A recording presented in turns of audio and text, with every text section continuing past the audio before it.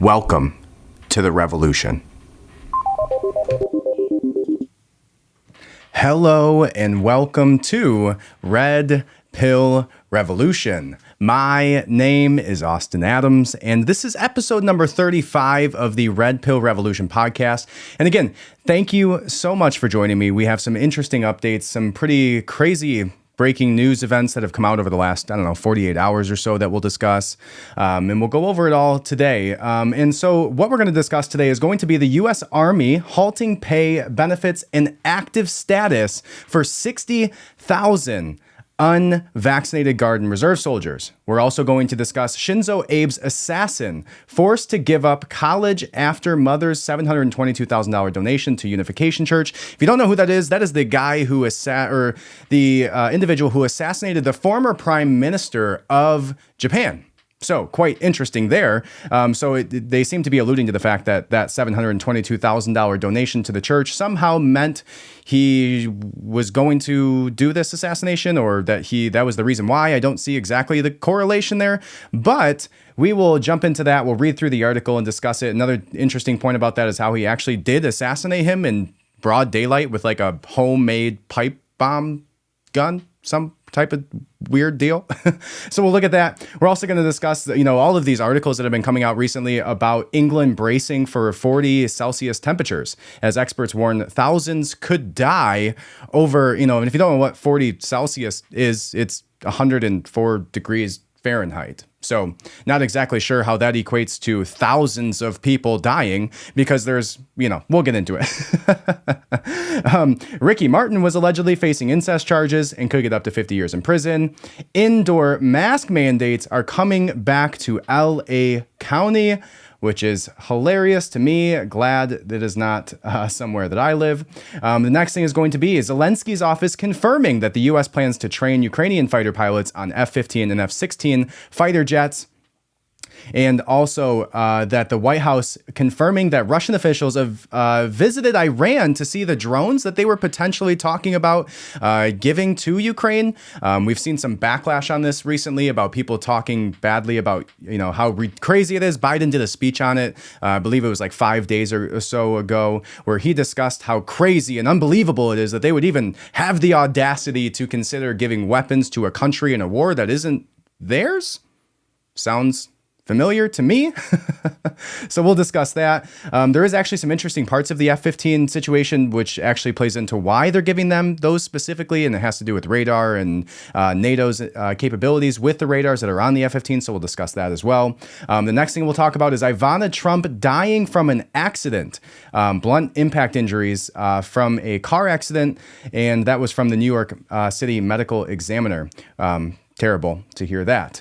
We're also going to discuss the Terminal List. If you haven't seen the Terminal List, it's one of the best shows out there right now. It's very, very interesting, action-packed show with Pratt, and it's got some interesting reviews that we're going to discuss from the critics. I think there's like a 60-point difference on Rotten Tomatoes compared to what the audience thinks about it. So we will discuss all of that. And then last but not least, there was some conversations that went on in the Senate hearings that I found to be pretty interesting as well. So all of that and more. Stick around. We will try to hit all of those topics. We'll see how many we get to.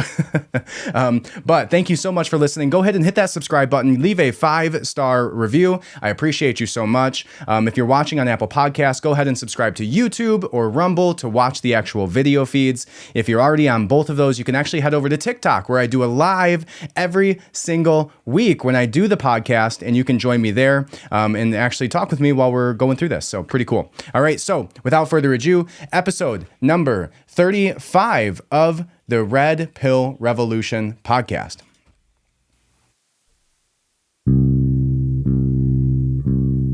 Welcome to Red Pill Revolution. My name is Austin Adams. Red Pill Revolution started out with me realizing everything that I knew, everything that I believed, everything I interpret about my life is through the lens of the information I was spoon-fed as a child.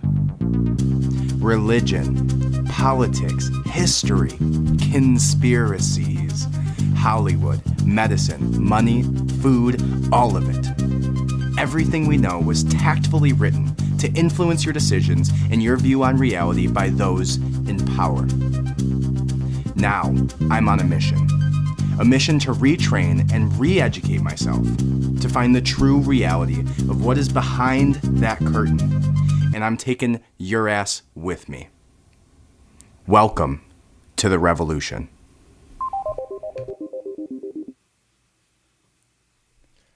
All right, episode number 35 of the Red Pill Revolution podcast. And again, thank you so much for joining me. I appreciate it so much. Now, this next topic of conversation, the very first article that we're going to discuss today, is going to be the 60,000 soldiers who are losing not only their benefits, but also their pay for not following the mandate, which I find to be atrocious and infuriating. A former military veteran myself, I could not imagine having raised my right hand and committing my life to, defend our government and, the United States against enemies, both foreign and domestic, only to eventually get my pay taken away from me for not wanting to follow a mandate about my own body. So I find that to be interesting. Let's go ahead and read this article. It says, U.S. Army halting pay, benefits, and active status for 60,000 unvaccinated Guard and Reserve soldiers. It goes on to say that soldiers who refuse the order without an approved or pending exemption request are subject to adverse administrative actions, including flags, bars to service, and official reprimands, said an Army spokesperson. It goes on to say that the U.S. Army has cut around 40,000 National Guardsmen and 22,000 reservists from service and pay for refusing to get their jab. The service members were given a deadline that ended on Thursday to receive the vaccine. The figure makes up around 13% of the National Guardsmen and 12% of reservists. So that would be, a total between the two of those of 25% of our total military force in the Guards and Reserves, which is terrifying. Terrifying, especially if you consider the fact that we're in one of the very first hot wars among other countries, saying that with quotations. And the reason I'm doing that is because if you followed along from the very beginning, this is just a proxy war. This is absolutely just a proxy war between the United States and Russia over Ukraine. And you see that, if we'll do it on the next episode. I'm really interested about diving into that. But the Hunter Biden phone that got leaked, I went down a huge rabbit hole last night and basically read through a bunch of different emails. You can actually find the website, but we'll go over all of that. But there's a huge correlation between the Biden family, Ukraine, and what is actually happening in Russia today. So don't get it confused. This is not a war between Zelensky and Putin. This is a proxy war between NATO and the UN and Vladimir Putin not wanting Ukraine to be a part of it, and us, if giving billions and billions and billions of dollars to Ukraine to fight a war that isn't even ours. So in the middle of that, in the midst of us deciding to give tanks to Taiwan, and also interjecting billions, tens of billions of dollars to Ukraine in a war that's not even ours, inciting one of the world's largest nuclear superpowers, we're also going to cut 25% of our fighting force in the middle of all that for making their own bodily decisions about their medical status. It makes absolutely no sense.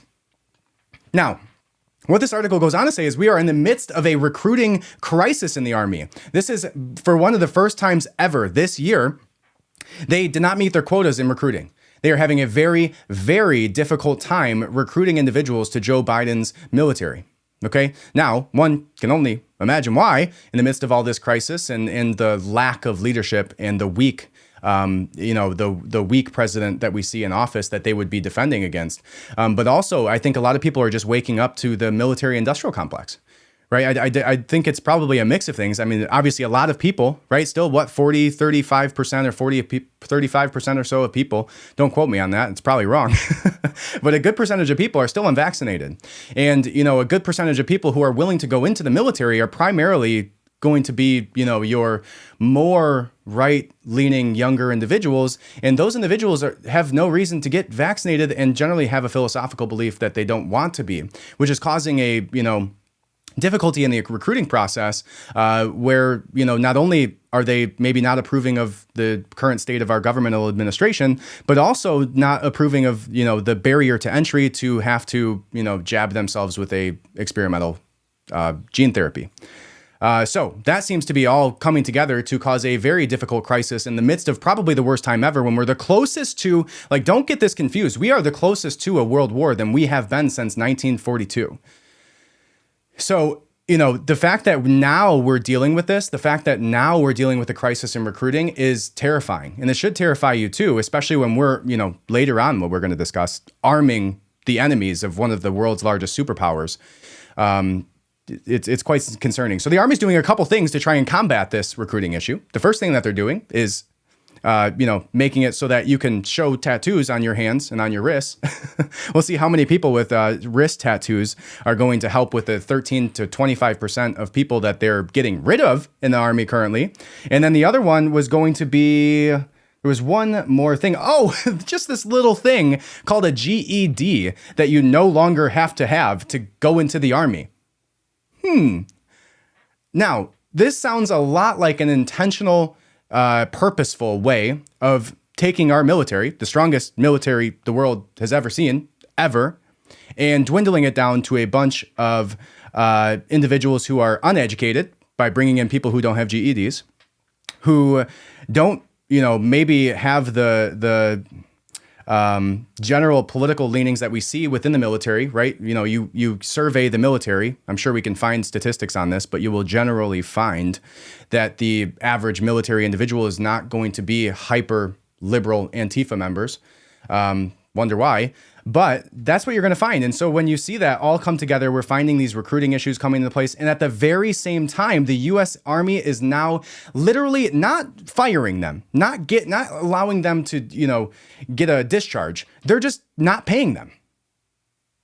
They're just giving them official reprimands and bars of service. So it's puzzling to me. It seems, with all of these things coming together, not only making the average IQ in the military go down immediately after passing the fact that you don't have to have a GED anymore to go into the military, and then also the fact that you have to get vaccinated and they're getting rid of 60,000 soldiers' pay. Now, what does that do to morale? Right? Not only just these 60,000 people, but also the friends of these individuals, right? How many people do these 60,000 people know within the military that are now going to be frustrated that their buddy down the hall, who's done nothing wrong and has dedicated his life to his service in the military, is now not getting paid by the very employer that they have, right? Because what's next? What are they going to decide not to pay their soldiers for after that? And that would probably concern me if I was still in the military. All right. Now, the next thing is going to be Shinzo Abe's assassin. Now, Shinzo Abe is the former Japanese prime minister, and this individual was assassinated, I believe it was about a week and a half ago, by a younger individual with a, makeshift pipe gun that he made at home. Looked like a piece of wood with like two metal barrels down the middle of it that he electrical taped them together.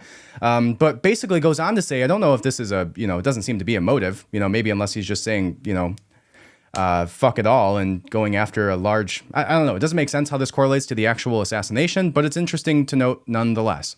Shinzo Abe's assassin forced to give up college after mother's $722,000 donation to the Unification Church. And that came from his uncle. This is on Yahoo News. It goes, the uncle of Shinzo Abe's suspected shooter, Tetsuya Yamagami, stated that Yamagami's mother had donated approximately 100 million yen, or $721,000 to the Unification Church, leading to the family's alleged financial ruin. Now, I think there's probably been a lot of people in the history of man who have seen financial ruin and not, murdered and assassinated a high-level official or prime minister. But, nonetheless, doesn't make much sense to me how the correlation's there. But it goes on to say that on Friday, the uncle, who is a 77-year-old older brother of his father, shared that Yamagami's mother first joined the church in 1991 after her husband's suicide in 1984. She made multiple donations to the religious group through her time as a devoted member. It sounds like she is far more of a devoted member than a devoted mother, with $722,000 going to your church and making it so that your son can no longer go to college. Now, it goes on to say that despite becoming bankrupt in 2002, she continued giving to the church, albeit in smaller amounts, under the principle of world peace and unification. I believe she was a very important follower of the church, and the uncle said that he even believes that she was under mind control. He added that the family was thrown into poverty and Yamagami was forced to give up college due to financial ruin. And again, that is the assassin of the late and now formerly dead Prime Minister of Japan. The church official stated at a news conference on Monday that it had no direct relationship to Abe, although it did with other lawmakers through an affiliated organization. It also insisted that it had returned 50 million yen, or $360,000, back to her, while claiming there were no records of her donations to the organization. I don't see how you can simultaneously say that you never donated and then also give me $360,000 back. And I think this is like, if you really dive into this and you see, what is the impact of this, right? I'm not very familiar with Japanese politics or politicians. But what I think it is an interesting insight into is Japan doesn't have readily, easily access to weapons that we do here in the United States. And everybody says, just ban the guns, right? Ban the guns. We don't need those things. If we get rid of the guns, all of the criminals in the world are just going to stand in line and they'll never shoot anybody ever again. Even if, and so what we see here is he didn't have access to a weapon. He didn't have access to a AR-15 assault rifle, and still somehow managed to take 2 pipes, electrical tape around them, and shoot somebody 2 times and killed them in the middle of the street. So, do with that information what you will, but to me, it shows me that where there's a will, there's a way, whether it's a AR-15, whether it's a Glock, whether it's a knife, whether it's a vehicle running through a parade. I don't know. Who am I? Just a guy. But it does seem to me like that $722,000 is being alluded to being the reason why, or some type of motivation around why he actually committed this assassination. But again, I don't see, a lot of other people who have gone into financial ruin just randomly assassinating prime ministers. So now the next article that we're going to go into is England bracing for 40 Celsius or 104 Fahrenheit temperatures, and them saying that experts are warning that thousands could die. England says a level 4 heat alert for the next week means illness and death may occur among the fit and the healthy. I find that to be interesting because 40 degrees Celsius is 104 degrees Fahrenheit. Now, if you live anywhere in the western side of the United States, or like Arizona, it's 112 degrees today in Arizona. I don't see a bunch of fit and healthy young individuals dying on the streets because it's 110 degrees. Now, England is saying that because of this, illness and death may occur among the fit and healthy. Now, what would cause young, fit, and healthy individuals to randomly fall dead on the streets due to 100-degree temperatures? Maybe that's a better question that we should be asking, because primarily there are far, far more hot countries in the world. Go to the desert, go to Egypt, go to Africa, and what you're going to find is that people aren't, even the old and unhealthy, are not just randomly dying when it's over 100 degrees Fahrenheit. Just doesn't happen, especially when in modern culture you have in England an apartment, usually with air conditioning, usually. There's no reason that you should be dying from 100 degrees, right? Even where I'm at, where it was not 110 degrees, but around 100 degrees at some point this summer, people weren't just randomly dying on the streets because of it. It makes no sense. But this goes on to say that because of the coming heat wave, experts have warned as the government triggered the very first ever national emergency heat red alert with a record of 104-degree temperature forecast for southeast England on Tuesday. They say that there could be caused about 1,600 excess deaths, according to official figures. The level 4 heat alert announced for Monday and Tuesday by the UK Health Security Agency means illness and death may occur among the fit and healthy and not just high risk groups. I'm pretty sure if you look around the United States today, you go to your weather app on your phone, you're going to find that there's a ton of states, a ton of cities around our country where it is above 104 degrees right now today. And again, nobody's just dropping dead on the side of the road because it's 100 degrees out.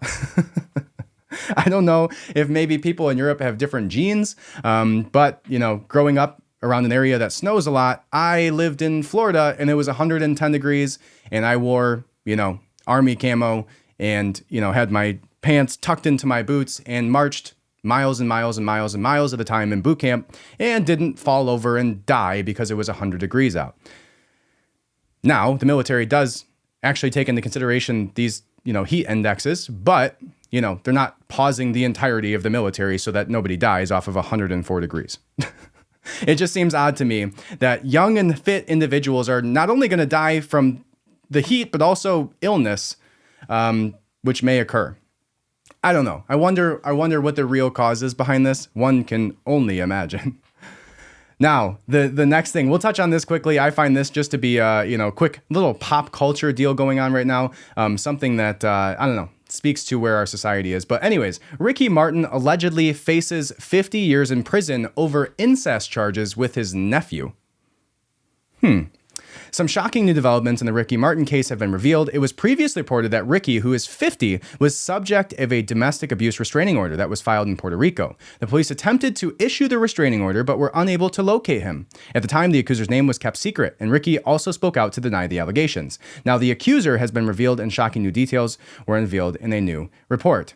Now, the individual that he did this with is his nephew, and I don't have all of the information on it, but it seems to me that well, here we go. So it says that he was alleged that there was a physical and psychological abuse, and that is from Dennis, who was his, the report alleged that Dennis ended a 7-month relationship with Ricky, and the singer did not take it well, consistently reaching out to him and loitering outside his home. You would think Ricky Martin, with all of his, fame, celebrity, money, status, would probably not be standing outside of people's homes looking to, or even just being in an incestuous relationship to begin with.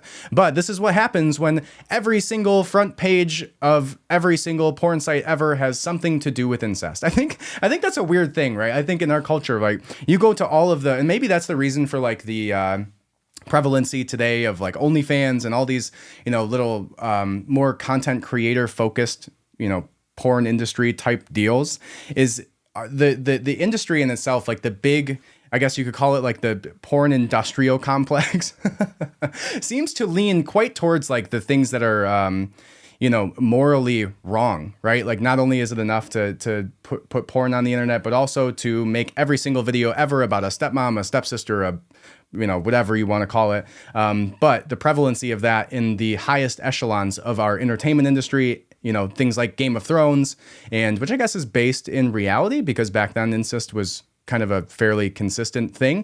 But yes, Ricky Martin is apparently in an incestuous relationship with his nephew and is now facing 50 years in prison. And his nephew is 21 years old.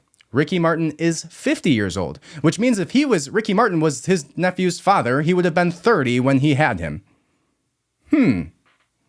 That's, first of all, disgusting. Second of all, gross that it's incestuous. And third of all, is just wrong. 30-year difference in age. And it also so happens to be your own blood. So let's hope that Ricky Martin gets what he deserves. But it's also interesting that you can actually, like, where is this happening? Puerto Rico is where it actually happened.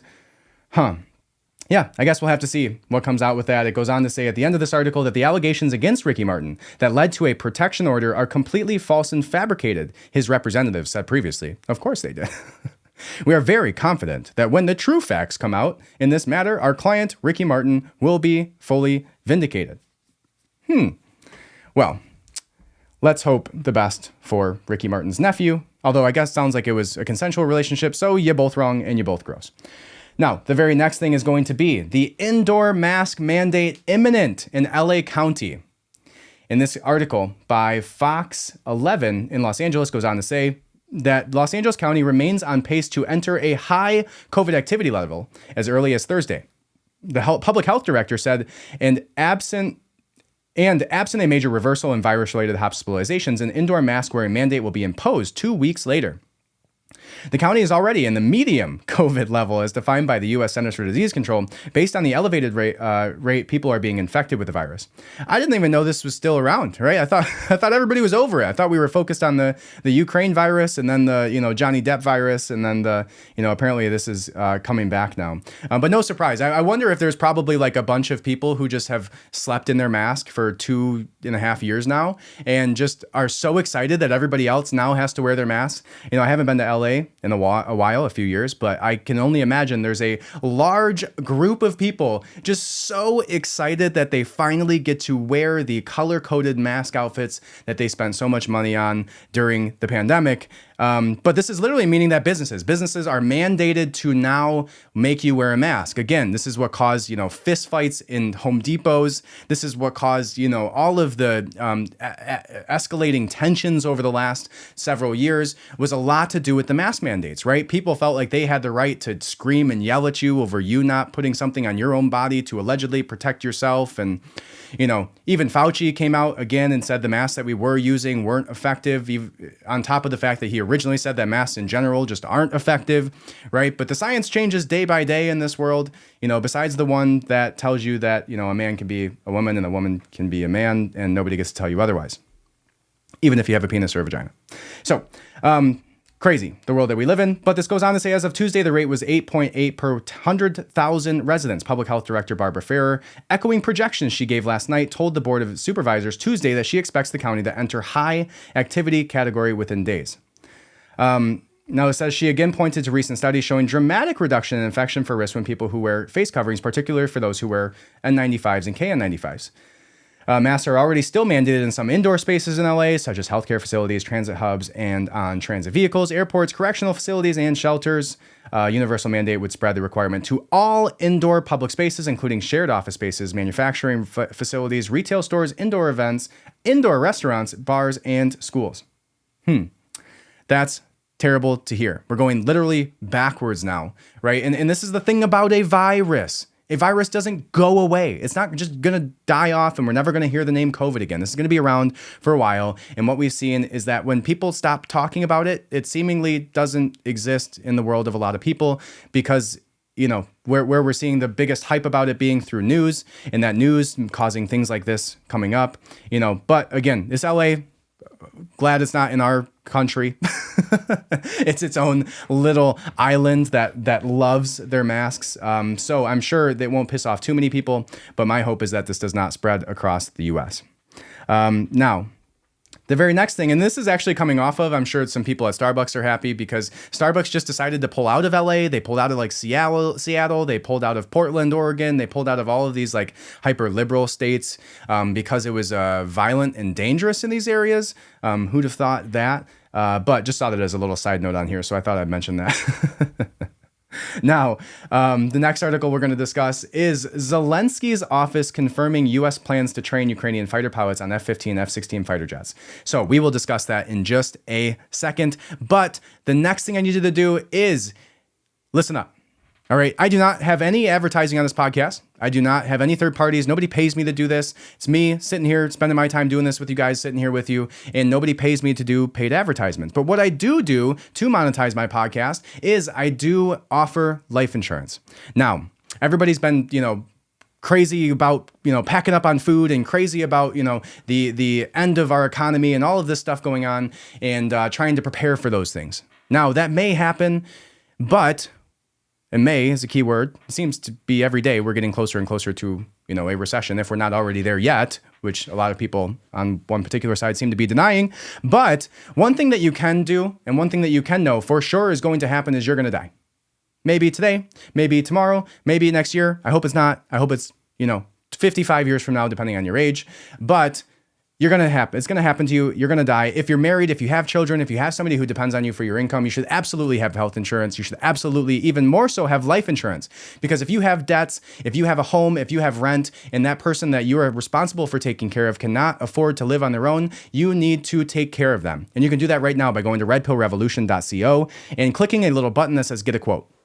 Normally, when you sign up to get life insurance, you get 100 different calls from 100 different people, and it's the most annoying ass thing you could ever imagine. All of these people texting you at all times of the night, but you don't get that with this. You can actually do it all online by yourself. You don't have to talk to me. You don't have to talk to anybody else. Go to redpillrevolution.co.com is for losers, and sign up for some life insurance. What I recommend getting, if you don't know already, what you want is a 15-year term policy at 15 times the amount of your annual salary.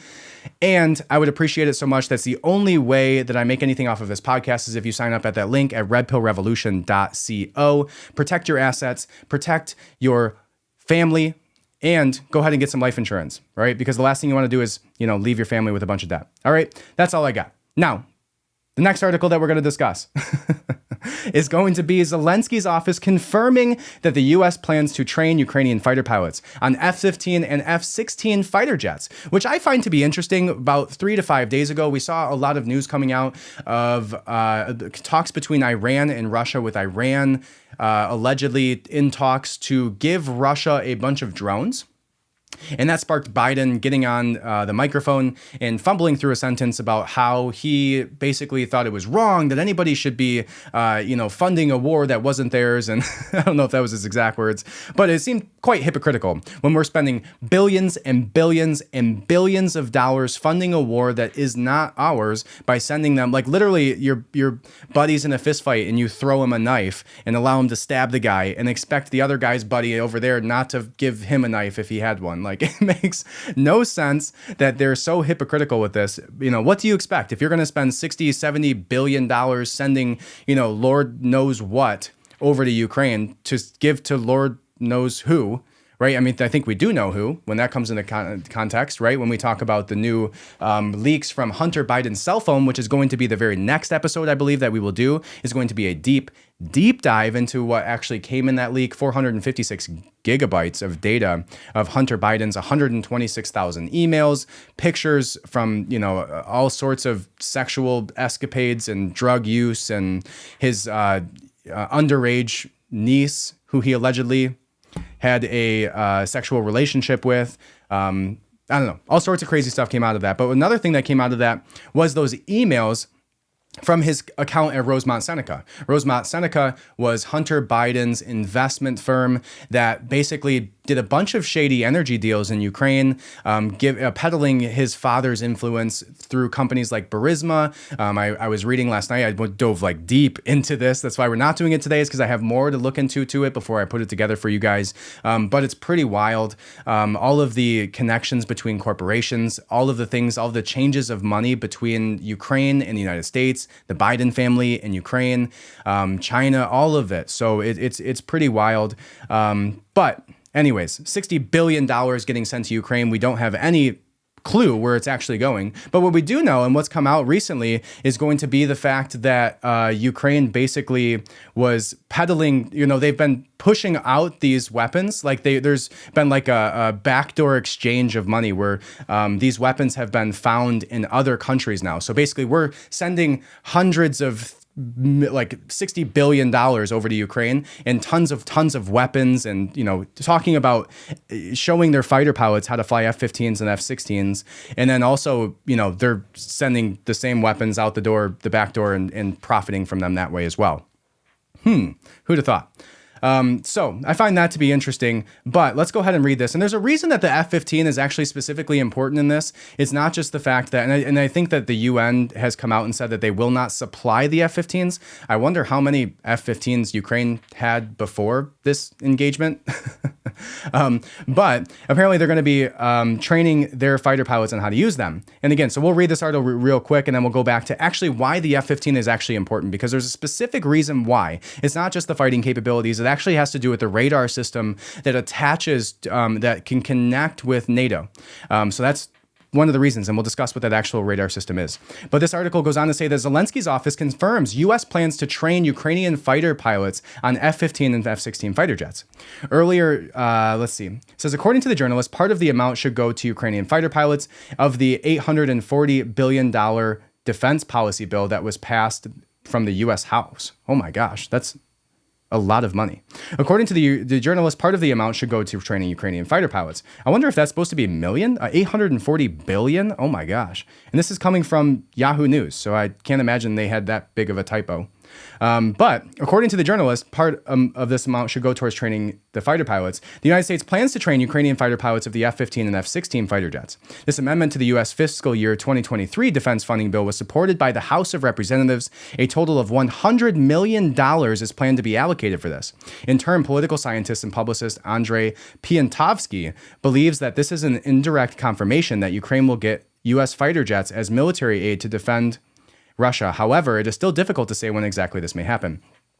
I believe they've come out and said, like the UN has come out and said specifically that they're not going to, they have an unofficial agreement not to actually send the fighter jets over to Ukraine. We'll see how long that goes. But so the actual specific reason that this is important, and I saw this from a conversation on Reddit discussing this thread, where they went into the actual reason why this is important. So let's read what that is. Somebody talks about it being a specific reason due to the radar usage. But this actually goes on to say that, let's read the first comment first, which says Ukraine will need replacement systems for almost all of their Soviet era equipment eventually. Russia sure won't sell them anything. The F-16 is the logical replacement for their aging MiG-29s. It's tried and tested technology, which is well suited for Ukraine's current needs. They don't need some deep strike stealth jet. They need something reliable to protect their own airspace. Maybe training fighter pilots will take a while, but waiting until all their MiG-29s are either shot down or simply won't fly due to lack of spare parts might not be the prudent thing to do. Maybe they won't get F-16s, but it's good thinking to at least have the option rather than being out of options. Now, this is the part that I find to be most interesting. It says it might be mentioned elsewhere, and I'll get buried anywhere, but the real capability leap here is that these airframes are designed to network with NATO radars in a way that the aircraft currently in Ukraine's inventory are not. Those big old flying radomes are quite handy for blowing things away over the horizon, not going to be pretty for our Russian friends. It says it's called data link. So that's the actual radar type that is allowing the NATO individuals to be able to utilize the radar facilities or the radar data that's going to be coming from these F-15s. So it says that it's called data link, and it's basically like playing with cheat codes on if there's AWACS in the sky or any friendly planes, all sharing sensor data amongst each other. So it's basically going to allow them to see their airspace much more clear, to see who's around and how to actually properly approach it from the airspace perspective by having the F-15. So it's not just the fighting capabilities, right? It's not just the fact that they can now, go up against the fighter jets of Russia. It's actually that they can utilize the radar facilities and the radar capabilities of the F-15 to now fight back with that data.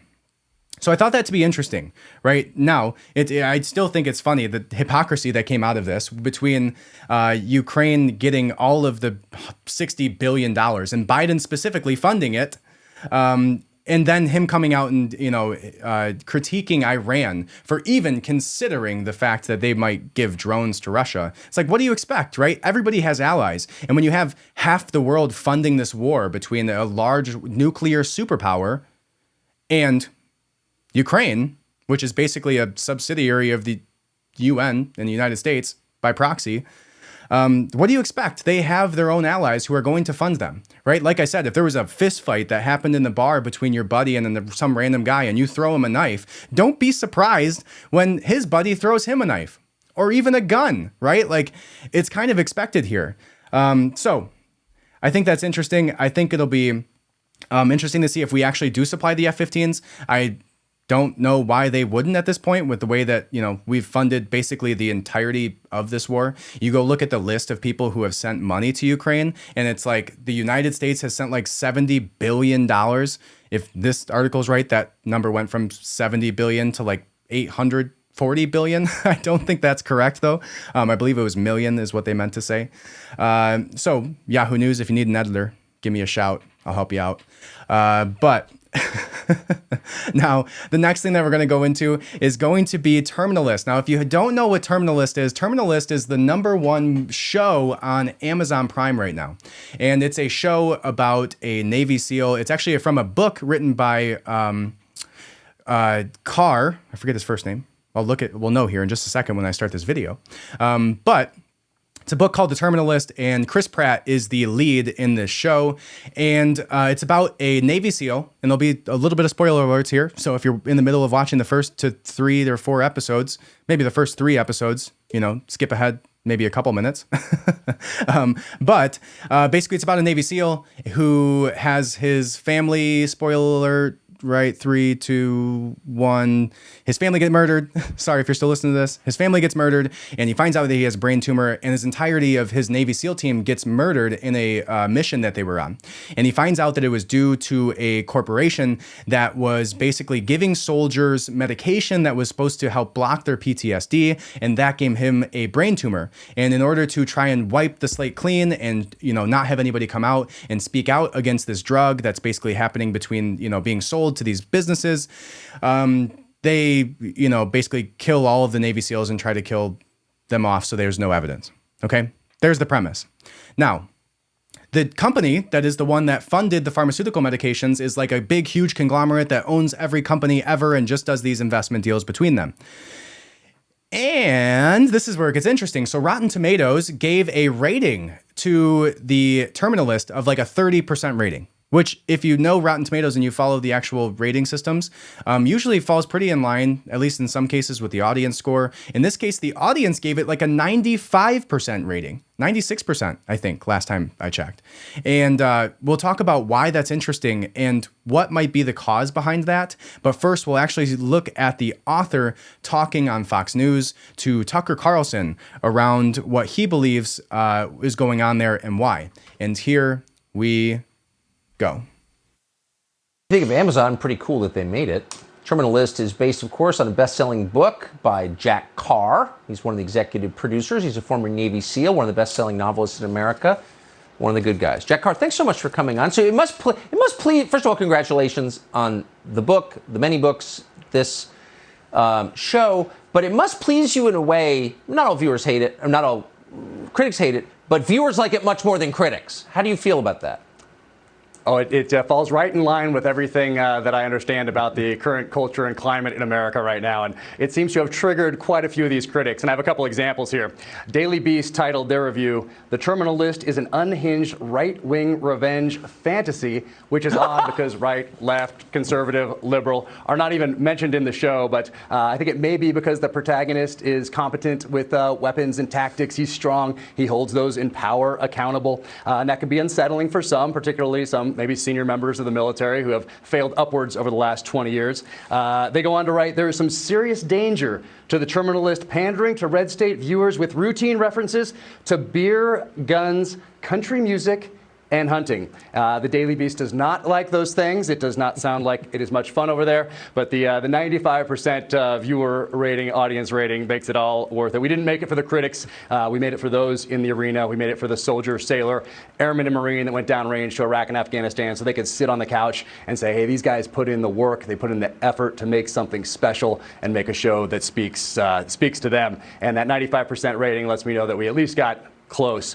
And then one more line here. It's from TV Line. It says, "The fugitive meets SEAL team meets a Don't Tread on Me truck decal. We're served up huge helpings of red meat masculinity and lots of American flags." They don't like American flags over there.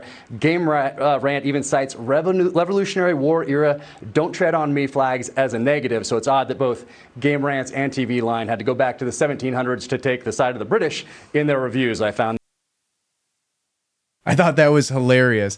They had to go back to take the side of the British because it meets the "don't tread on me" thing. I don't know. I thought that was funny. So what this is, again, this is a conversation between Jack Carr, who's the writer of the Terminal List, discussing why he believes it got the ratings that he did. Now, he discusses a little bit in there, which is challenging the powers that be in large corporate organizations. And that is exactly why I think Rotten Tomatoes gave this the rating that it has. And I think it has a lot more to do with who owns Rotten Tomatoes and the similarities between the types of things that that company does and what's actually going on in this show here, which I find to be interesting. But again, we'll discuss that in one more minute. We have 30 seconds left in this clip, and then we'll continue on and discuss the actual reason why I think the Terminal List is getting the ratings that it is, because I think it's a lot deeper than what Jack Carr is actually alluding to here. That quite telling. But someone wrote a horrible review of one of my latest novel, In the Blood, and they said something along the lines of, what do you even call a book like this? And you call it a #1 New York Times best-selling novel. And someone wrote the same thing about this show, and you call that the #1 series on Prime Video. All right, so that is all we will listen to on that. Now, here is my theory around why I believe that The Terminal List got the ratings that it did. Now, if you know the show of The Terminal List, it's about a large owning corporate investment company that invests in smaller companies who is the powers that be, right? The deep state. And what ends up happening here is the same type of company that they're alluding to causing these soldiers' deaths that this man is going after is the same one that owns Rotten Tomatoes. If you know who Rotten Tomatoes is owned by, it's Comcast. Okay? Now, Comcast is not the big bad wolf. I'm sure in some senses it might be. But who owns Comcast, right? And you usually have to go 2 levels high because they have some type of hierarchy here. So the owner of Comcast is, I want you to take a guess, starts with a black and ends with a rock. And the other highest owner of Comcast is Vanguard. So the same companies that are a part of the military industrial complex, a part of the pharmaceutical industry, a part of the same people who are testing drugs on our military members, also so happens to own the critiquing companies that critique the movies that this show is talking about, these same type of organizations. So I think the reason that this got critiques that it did, the reason that these critics are going after The Terminal List is not only the fact that Chris Pratt is basically the only conservative that's out there, but B, the fact that BlackRock and Vanguard are the very companies that this fictional book is alluding to having these types of powers and doing these types of things. Now, if you were the owner of BlackRock and Vanguard and you wanted to eliminate the possibility that the general population wakes up to the idea that there's large conglomerate, multinational, multi-trillion-dollar companies owned by royalty and old money and the Rothschilds and all these, deep state individuals and George Soroses of the world, those same individuals are the ones that this show is talking about going after for doing the types of things that these very companies like BlackRock and Vanguard do. They own the pharmaceutical companies. They own the movie critics. They own the companies that actually release the films. And in this case, they weren't able to get their hands on it, which, to me is in some way telling of, I guess it is on Amazon. So maybe, Amazon is actually also owned by BlackRock. So maybe that's an easy way of saying that maybe not the case. But it seems to me like this absolutely has to be a hit job on the idea that this show is pushing, which is that there's these large monopoly companies that own everybody and everything, and they literally assassinate people for profit, which we 100% can conclude happens in the world, right? For if you are that naive that you don't think corporations are killing people so that they can continue to profit, whether in one way or another, directly with assassinations, or by, just poisoning the general population, both physically and mentally with the types of, propaganda that they push, then you are naive. But I think that's the real reason. I also think another reason that they're going after Chris Pratt is because he's literally the only conservative-ish type of actor in Hollywood. And this movie or show has to do with guns and weapons and, like he said, hunting and all of these, what is that? Revenge porn, conservative, extreme right-wing ideas like hunting. So apparently that just rubbed the critics the wrong way. But I think it more so has to do with who actually owns Rotten Tomatoes, which is Comcast, which is owned by BlackRock and Vanguard. So there's my theory. Take it or leave it, but you should go watch The Terminal List. I think it's a really interesting, I think it's probably some of Chris Pratt's best acting, which maybe, generally speaking, he's not the greatest, method actor in the world, but he seems to have taken this very seriously. And what Jack Carr does in this show that I appreciate is he talks about how they took a specific aim in this show, wanting to go about it in a way that the veterans, the special forces individuals that are out there that have conducted these missions, watch it and go, yes, that is exactly, how I think that would play down. The tactics that they use, the military jargon and abbreviations that seem to be half of the words that you use in the military is very prevalent. But I definitely think that plays into it. And I also think that the fact that, they're owned by the very companies that this show is waking people up to existing also has to do with it. But it has 95% by the audience. 95% score, which is, again, obviously pretty damn close to the highest score you can get. And then the critics give it a 30%. If you watch I've watched some shitty movies out there, and they didn't get 30%. And The Terminal List is not one of those shows. You can not like the content. You can say that it's, revenge porn, which is literally a show about somebody who gets his family murdered after being in the military and then goes after the people who murdered his family. It's fiction. It's not real, just in case you guys were curious at Rotten Tomatoes.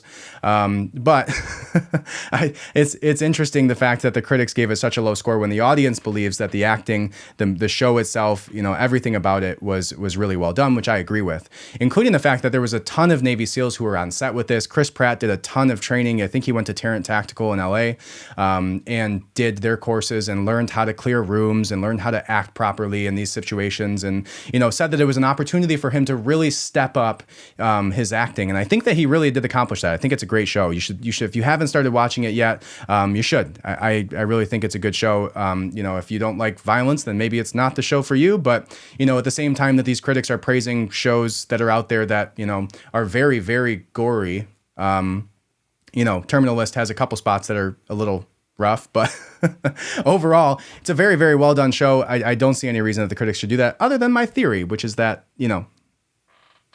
George Soros did it. Not exactly, but kind of. So the next thing is going to be the fact that Ivana Trump died in an accident. According to this article by CNBC, Ivana Trump died seems to be a car accident from blunt impact injuries. And that was said by a New York City medical examiner. It says Ivana Trump, the first wife of ex-president Donald Trump, died in an accident as a result of suffering blunt force impact injuries to her torso.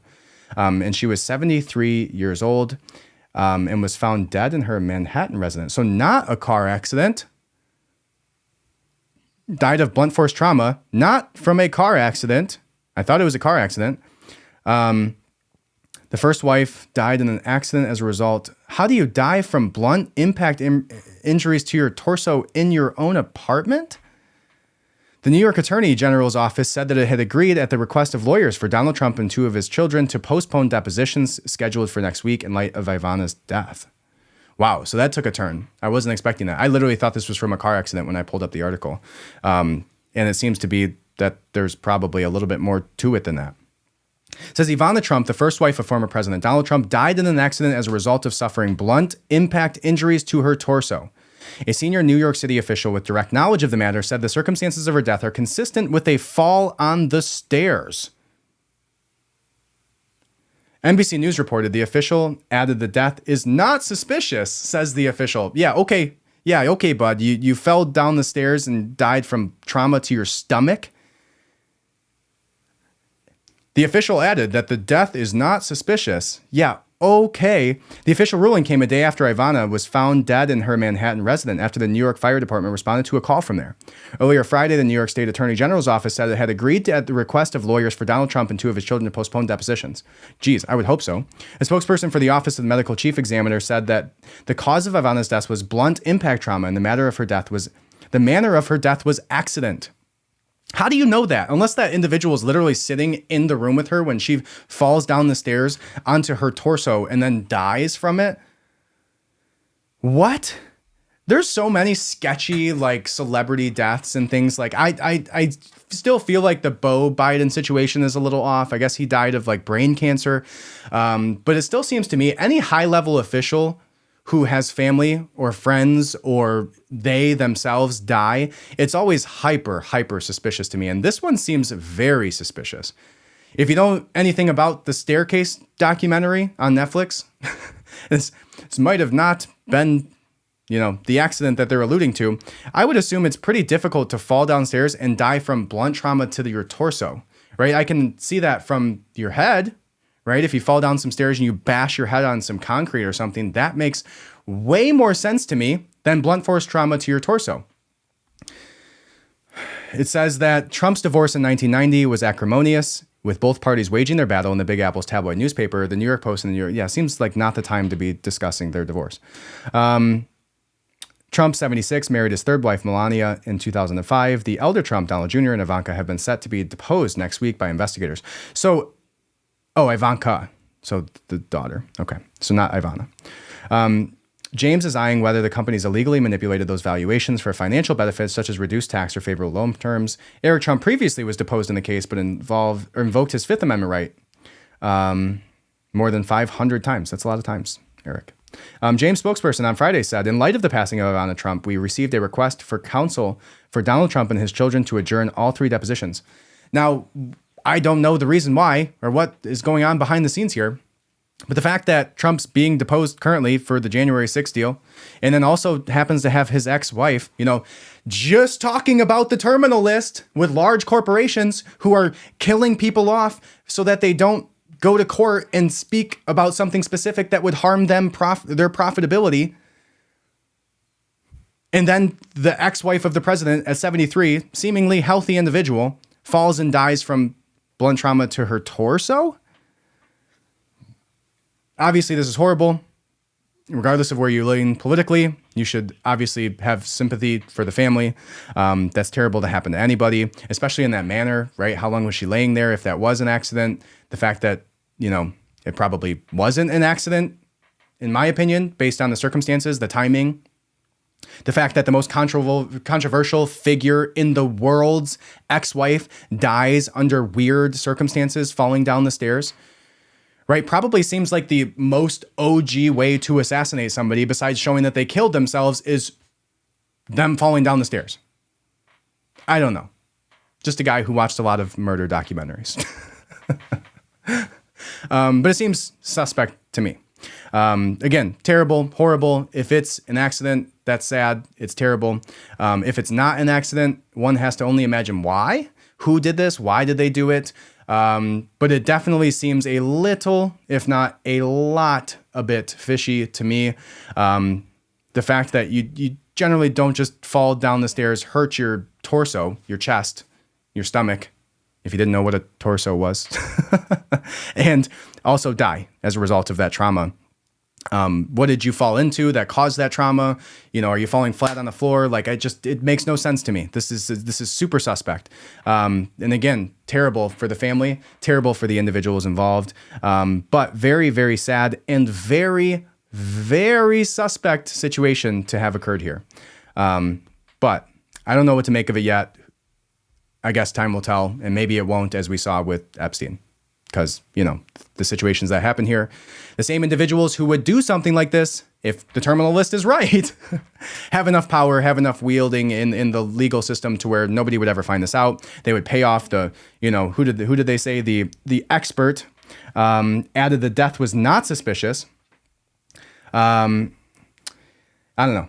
Seems super suspicious, but to be not suspicious, right? The fact that they just, within a day, before even any information comes out about how it happened, why it happened, I'm sure if you're Ivana Trump, you have dozens of cameras in your Manhattan loft mansion. I don't know. I would assume, right? I know everybody on the damn street here has a ring on their door, right? You don't think that Ivana Trump, billions of dollars, has a few cameras in her house? And maybe if she does, they will release them. But I wouldn't hold your breath. This goes on to say, this is a secondary article that I clicked on that said that they said that it was not suspicious. Let's see if it has any more information surrounding the actual event. It talks about Ivana a little bit. It says Ivana Trump was a survivor. She fled from communism and embraced this country. She taught her children about grit, toughness, compassion, and determination. She will be dearly missed by her mother, her 3 children, and 10 grandchildren. So, sad, just in general, regardless of where you lean or who you believe in or what you think politically. 73-year-old falling down the stairs and dying from stomach trauma definitely comes with its own suspicions. All right, now the next thing that we're going to discuss here is going to be a Senate hearing where there was a line of questioning that I found to be interesting. We'll see if you have the same thoughts. And here is the clip right now. Professor Bridges, you said several times, you've used a phrase, I want to make sure I understand what you mean by it. You've referred to people with a capacity for pregnancy. Would that be women? Many women, cis women, have the capacity for pregnancy. Many cis women do not have the capacity for pregnancy. There are also trans men who are capable of pregnancy, as well as non-binary people who are capable of pregnancy. So this isn't really a women's rights issue.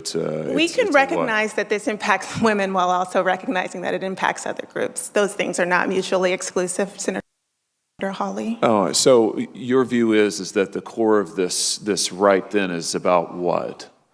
So I want to recognize that your line of questioning is transphobic, and it opens up trans people to violence by not recognizing them. Wow, you're saying that I'm opening up people to violence by asking whether or not women are the folks who can have pregnancies? So I want to note that 1 out of 5 transgender persons have attempted suicide.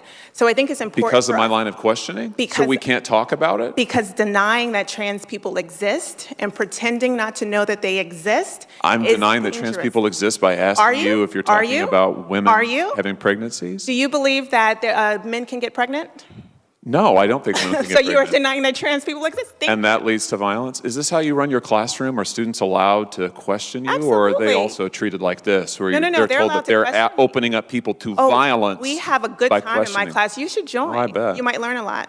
Wow, I would learn a lot. I've learned a lot I just in this know, exchange. absolutely. Extraordinary. Yep. I believe she's a Yale law professor or from some sort of prestigious university. This woman gets up there and says basically that talking about trans individuals and the fact that he asked her, you know, what are they? And I guess that's the conversation that I think is interesting to bring up with these people is like, you know, again, I think you should be able to do whatever you want. I don't think the government should infringe upon your right to do anything, but for you to try to force other people to abide by your reality and not their own is not your place to do so. And it's definitely not the government's place to enforce it or social media companies. But in this case scenario, she asked him, do you think a man can get pregnant? And this guy says, no, I don't think that a man can get pregnant. And she says that he's opening up trans people to violence for saying that men don't get pregnant. It's so bizarre to me, and I maybe touched on this a little bit too much over the last few episodes, but it's just we're in a crazy little clown world right now where, you know, people's reality of the like this has literally only been a conversation for the last 2 years. And to treat somebody that way over a difference in perspective on what you deem to believe your reality is, which is that men can be women and women can be men, and the word is so convoluted of being a man or a woman now that none of it matters. But also it does matter because you have to call them by what they believe themselves to be, or else you're opening them to violence. I think that's a silly argument and a silly conversation. You can play all the mental gymnastics that you want. You can say that, you know, trans people can't have or can have babies. A trans man can have a baby because they're actually a woman and they have biological uteruses and can have children through the uterus, but they believe themselves to be a man, but their body allows them to be a woman physically. And so that changes the reality of whether or not they can have children. I guess that's the argument, right? Let me try that better. The argument is that a woman who is a woman but believes herself to be a man can have a baby as a man because she's no longer a woman because she decides that she's a man, but is now identifying as a man. And a man can identify as a woman, but the man who identifies as a woman can't have a baby because they're actually a man. I just confused myself. So I don't know, maybe. I don't know. It seems like you can say whatever you want. If you want to say that men can have women, men can have babies, not women. Men can have babies because before they were women, and now they also are a man that has a uterus, and that allows them to have a baby, but they're actually a man. You just have to understand that that's mental gymnastics. You're playing a word game, right? I said this before, gender and genitals have the same root word, which is, if we look it up, I don't think I even discussed this last time. If you look at the actual root word, like the Latin of gen, which is where that word derives, that's the derivative of the word, that's where it comes from. It means something produced, but mainly in modern use, things are causes, or born of. Gender, genitals, Latin, born of. Okay, that's the words. Okay, a lot of people think that words are useless and don't mean anything and they're just sounds and it's a construct, which in some cases you are correct, but there's a derivative of the word gen. The gen in gender and the gen in genitals have the same derivative Latin meaning, which is born of. You were born of being a man, you were born of being a woman. Whether you would want somebody to call you a man or want somebody to call you a woman, and you want to wear certain types of clothing and, participate in I don't know, maybe not sports, but other things. I don't care. Do what you want to do. I think everybody should be able to do whatever they want to do when they want to do it. But the fact that you're going to sit here and tell this man that he's opening people up to violence for questioning your line of thinking, which was only developed in the last 2 years as a mainstream ideological perspective, but you want to tell him that he's opening up people to violence because he doesn't agree with you that a man or a woman who identifies as a man is actually a man who can actually have a baby. No, they have a uterus, it's a woman, and that's the reason they can have a baby is because they were born of Latin derivatives, born of the genitals, the gender of being a woman. Now, again, do whatever you want to do. You're a woman who's a man now and a man who wants to be a woman now.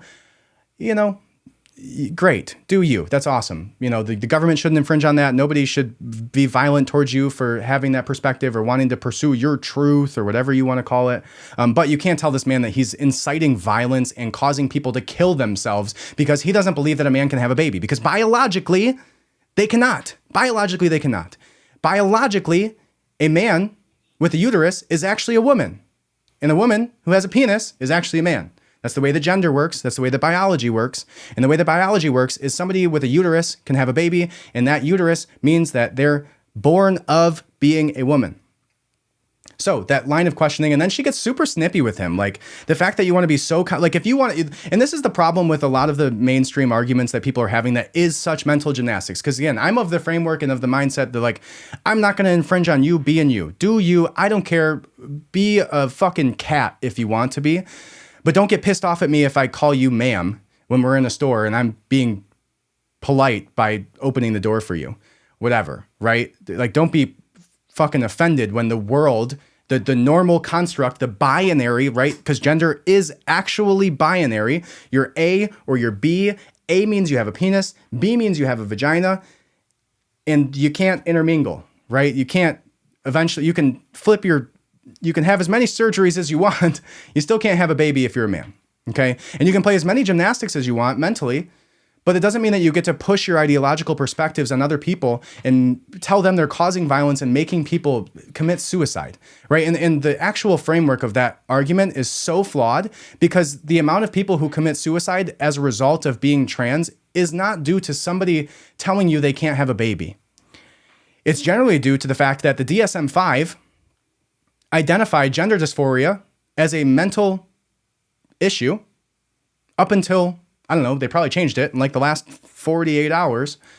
But it was a gender dysphoria. It was literally taught to me in psychology the same way.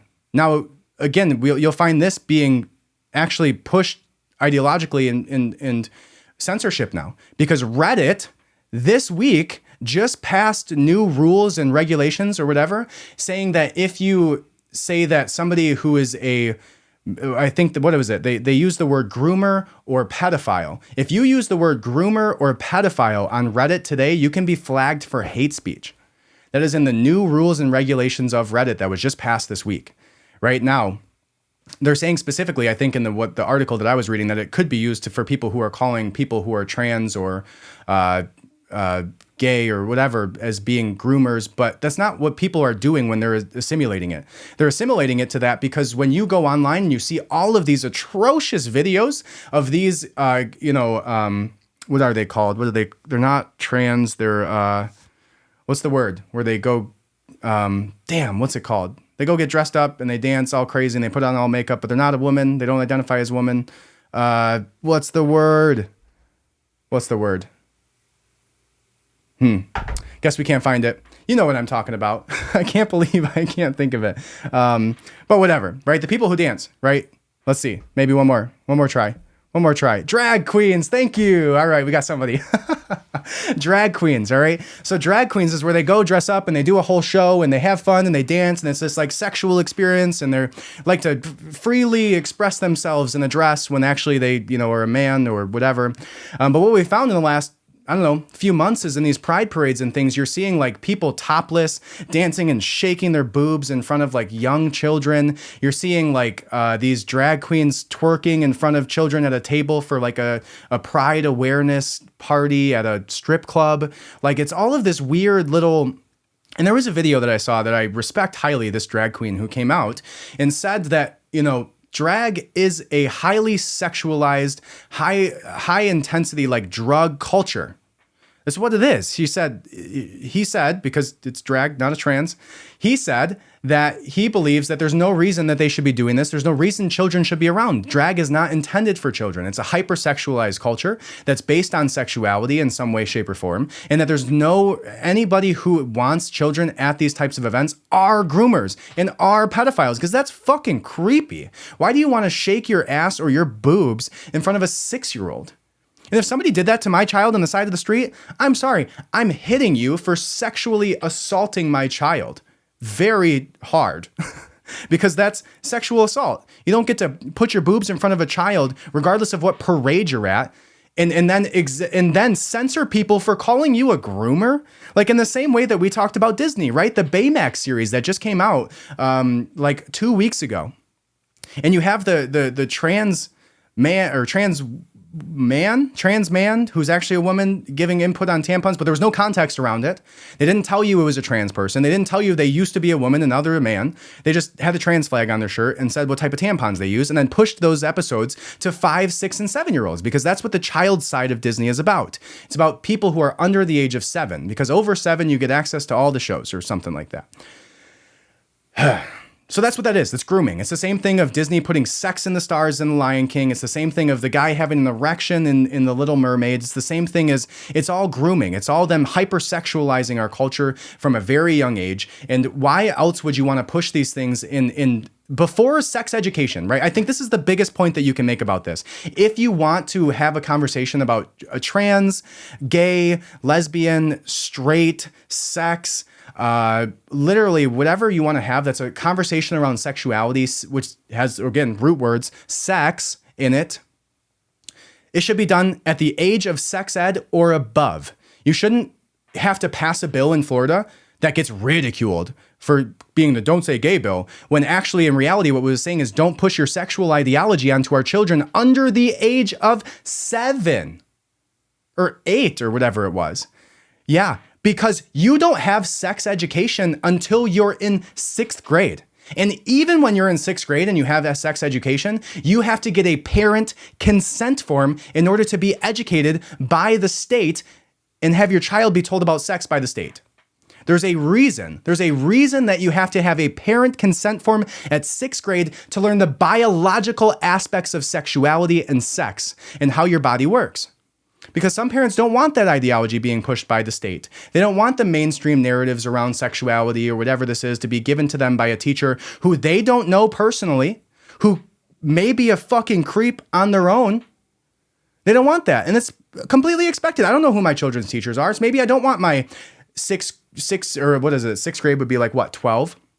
Maybe I don't want my 12-year-old being educated about sex and the different types of sex by a middle-aged creeper ass man who's usually the gym teacher looking at girls in short shorts all day, and that's the only reason he got the job, because he's a creep.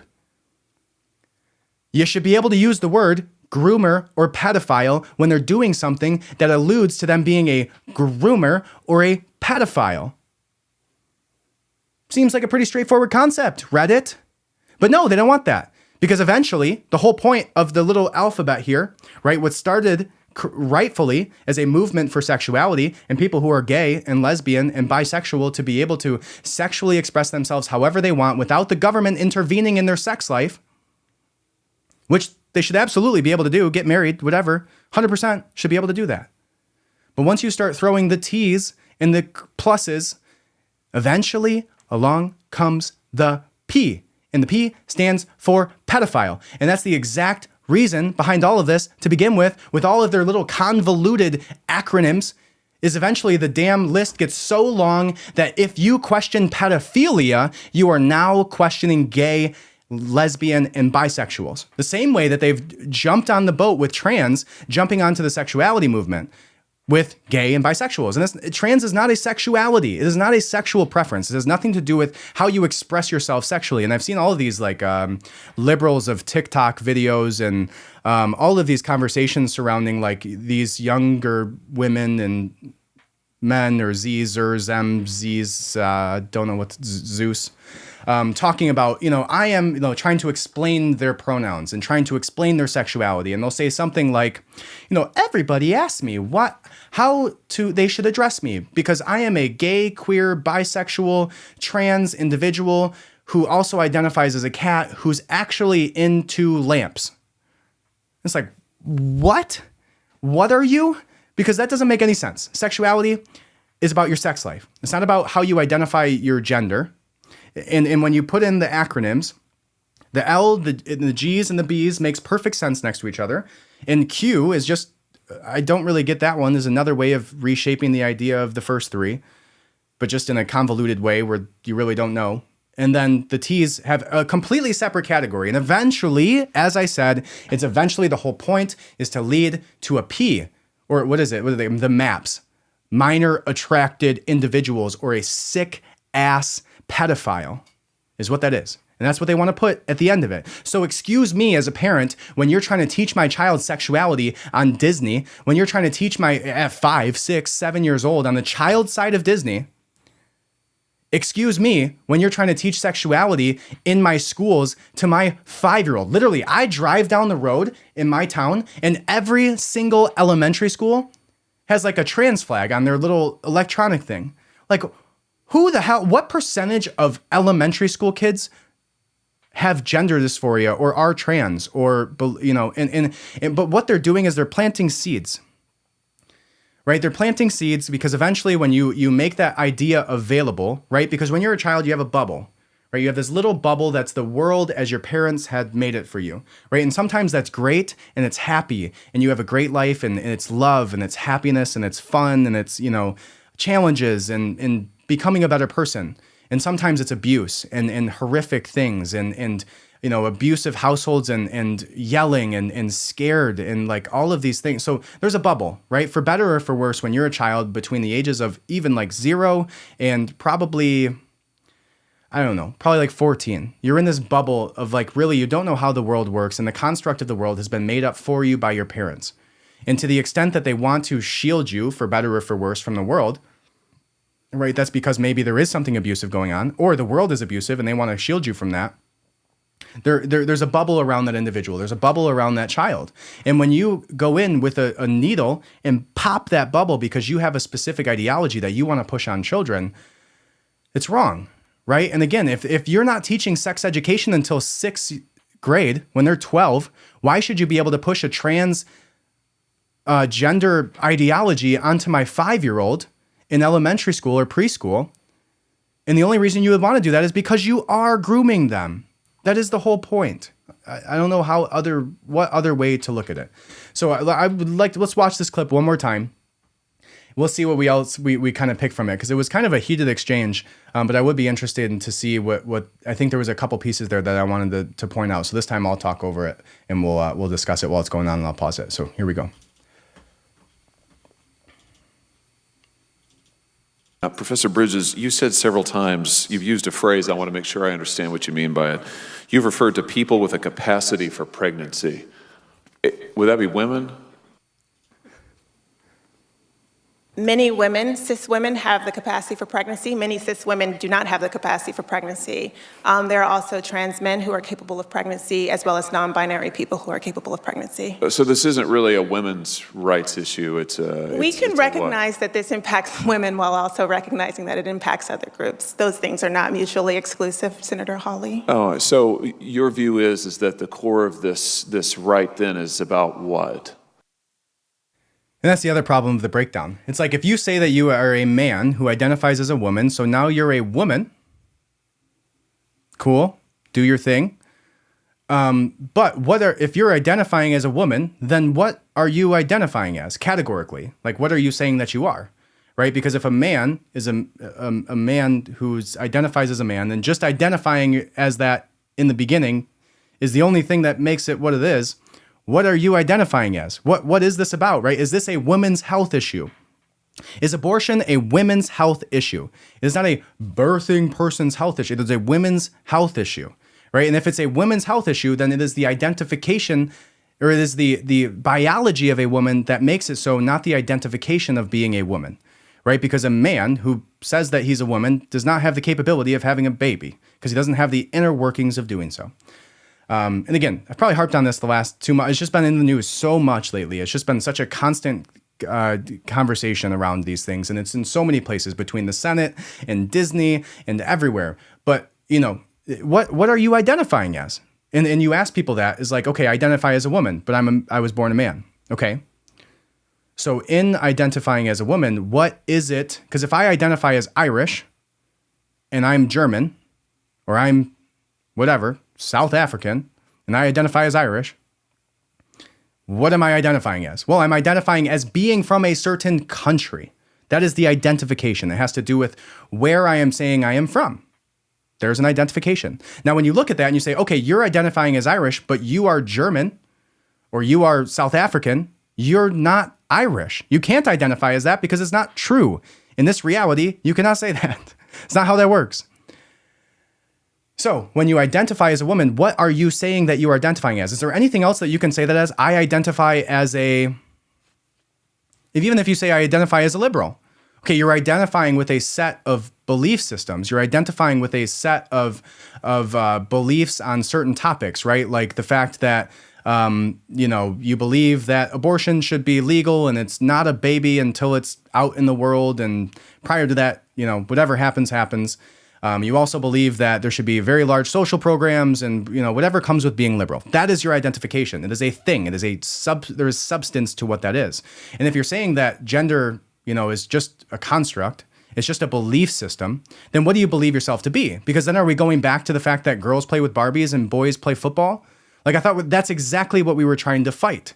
We were trying to fight gender roles, not gender identity, right? So if you're identifying as a woman, but there's no actual classification of identification there, then you're nothing. It doesn't mean anything. You're not saying anything because I'm German. I'm not Irish. I'm not German. I might be a little German, but I'm not fully, but I'm not Irish. So I can't say I'm Irish.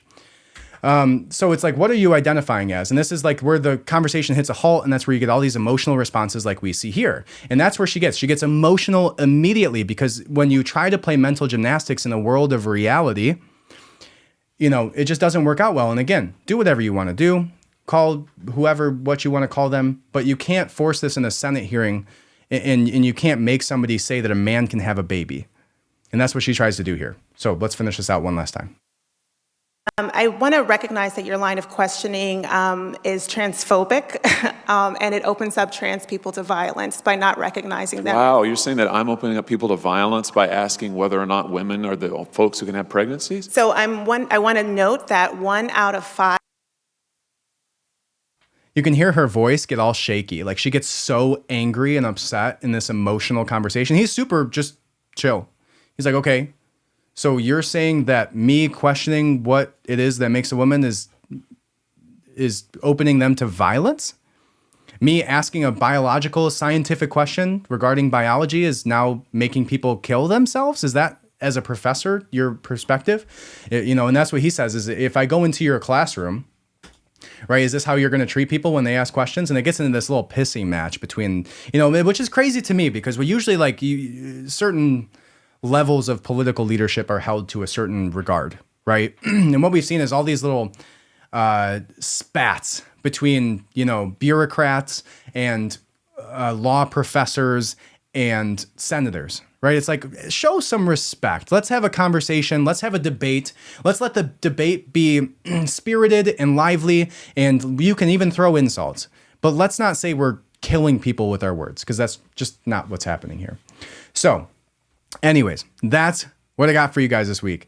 I hope you liked the rapid fire situation here today. I think what we're going to do on our next episode is going to be a little bit of a long form deep dive into the Hunter Biden leak, which I find to be probably a very, very interesting topic after all of the research that I've done over the last few days of the actual emails off of the there's lots and lots of stuff there. So we're going to dive deep into that. I found a great article that I can go piece by piece with for you guys.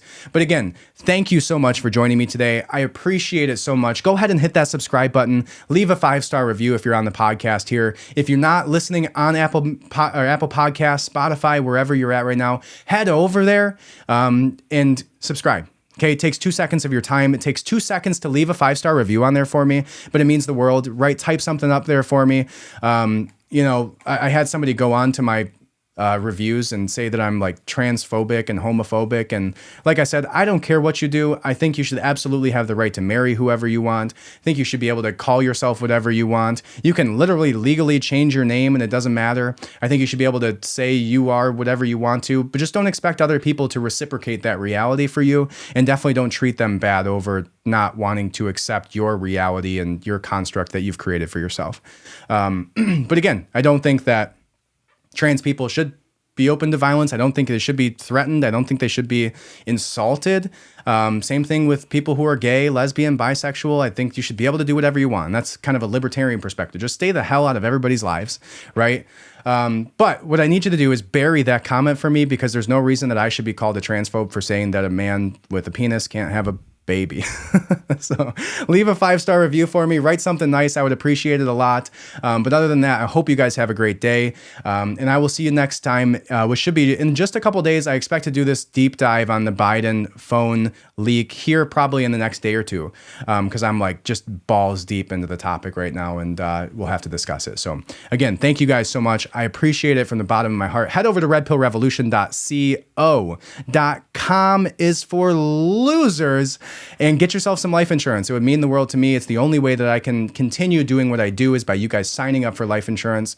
You're not going through any third parties, nothing. It's directly under my license. There's 8 states currently on there. I believe it's like Michigan, Virginia, Arizona. Look it on there. Look it on the website. It has all the states that I can get. And if you need a state that I don't have, just email me, austin@redpillrevolution.co, and I would love to buy the state to let you get some life insurance for you and your family. But again, I hope you have a great day. Welcome to the revolution.